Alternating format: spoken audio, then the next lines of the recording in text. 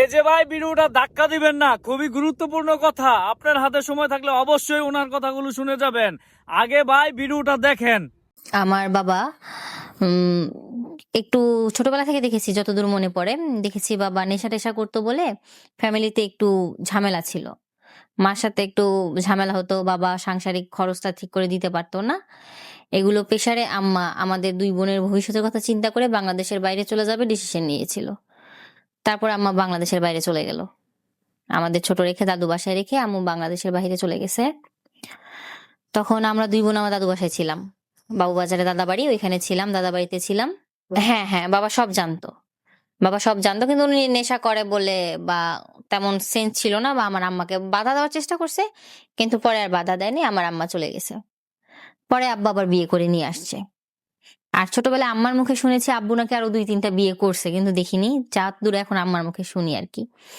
তো আব্বা বিয়ে করে নিয়ে আসছে, নিয়ে আসার পরে দাদু বাসাতে যাই হোক ঝামেলা, তারপরে আব্বু আমাদেরকে দুই বোনকে মিথ্যা কথা বলে নিয়ে গেছে। দুই বোনের মিথ্যা কথা বলে নিয়ে যাওয়ার পরে দেখলাম যে আব্বু বিয়ে করছে। যাই হোক, তখন তো ছোট ছিলাম, বুঝতাম না। তারপর আমার আম্মু শুনলো ঘটনাটা, বাবা বিয়ে করছে শুনে আম্মু চলে আসছে, বাংলাদেশের বাড়ি থেকে চলে আসছে। আসার পরে আব্বু আম্মু আবার দুজন কথাবার্তা বলে সবকিছু ফ্যামিলি থেকে আবার ঠিকঠাক হয়ে গেছে। যখন তোমার কি ওই মাটাও কি তখন ছিল? হ্যাঁ হ্যাঁ হ্যাঁ, উনিও ছিল। ওই ঘরে আমার একটা ভাই হয়েছিল।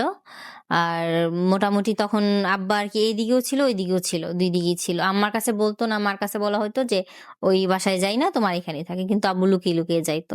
তো এরকম আম্মা দেখতে দেখতে দেখতে তো আম্মা অনেক ক্লান্ত হয়ে পড়ছে, ঝগড়াঝাটি অনেক বেশি ঘরে চলতো। তো এরকম করে এই সংসারটা যাইতো। তারপরেও আমার আম্মু অশান্তি ভোগ করছে, সবসময় দেখছি আম্মুই সবকিছু স্যাক্রিফাইস করছে, অশান্তি করছে।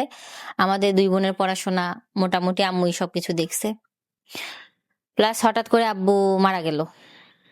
আব্বু মারা যাওয়ার পরে উম, সবাই তো ফ্যামিলি থেকে ভেঙে পড়ছে।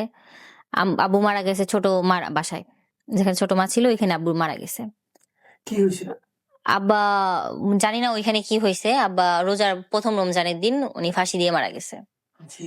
হ্যাঁ হ্যাঁ, উনি ফাঁসি দিয়ে মারা গেছে প্রথম রমজানের দিন। জানতে পারছো যে না, আজও জানতে পারিনি। কি কারণে ফাঁসি দিল? না, আজও জানতে পারিনি।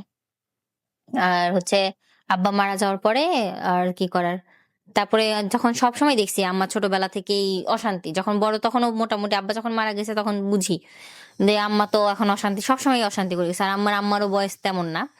যাই হোক, এখন আম্মা ডিসিশন নিয়ে সবাই মিলে জিলে বুদ্ধি টুদ্ধি দিয়ে, আর আমার ফুল সাপোর্ট ছিল আম্মার সাথে। আমার মার বেশি, আমি বেশি সাপোর্ট করছি যে আম্মা যদি বিয়ে করে।